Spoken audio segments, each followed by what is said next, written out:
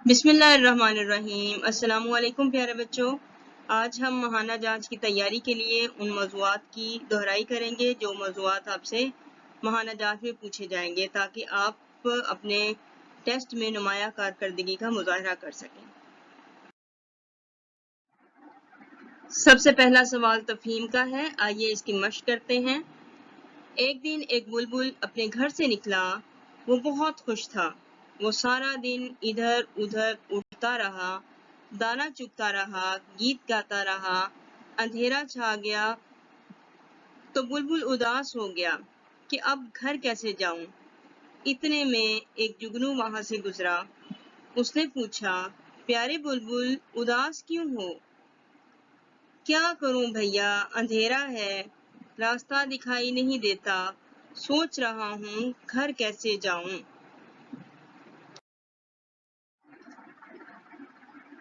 جگنو بولا، بلبل فکر نہ کرو، میرے ساتھ آؤ، میں تمہیں راستہ دکھاؤں گا۔ یہ کہہ کر جگنو اڑا، اس کے چمکنے سے روشنی ہو گئی۔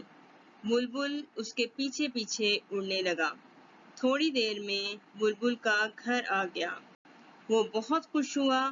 اس نے جگنو سے کہا، چھوٹے بھیا، شکریہ، تم بہت اچھے ہو۔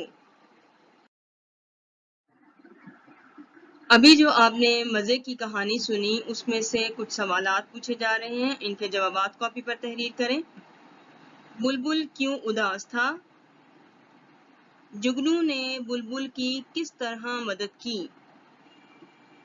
گھر جا کر بلبل نے جگنو سے کیا کہا؟ اس کہانی سے ہمیں کیا سبق ملتا ہے؟ ماہانہ جانچ کا اگلا عنوان ہمارا ہوگا خطمہ یا سوالیہ کا نشان لگانا ہے۔ پاکستان کا قومی جانور مارخور ہے، سامنے جگہ دی گئی ہے، اس میں آپ لکھیں گے سوالیہ ہے یا خطمہ۔ ہمارے وطن کا کیا نام ہے؟ عید کے دن بچوں کو کیا ملتا ہے؟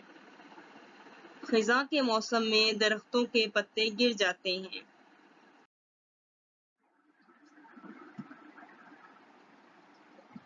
ہندسی گنتی کو لفظی گنتی میں بدل کر لکھنے کی مشق بارہا کروائی جا چکی ہے، تو آج ہم پھر ماہانہ جانچ کی تیاری کے لیے اس کو دوبارہ لکھیں گے۔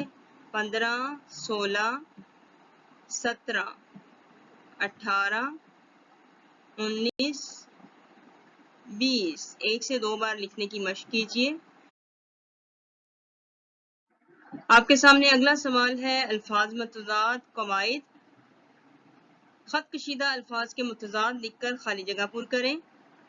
گلاس میں پانی کم تھا جبکہ جگ میں ڈیش تھا۔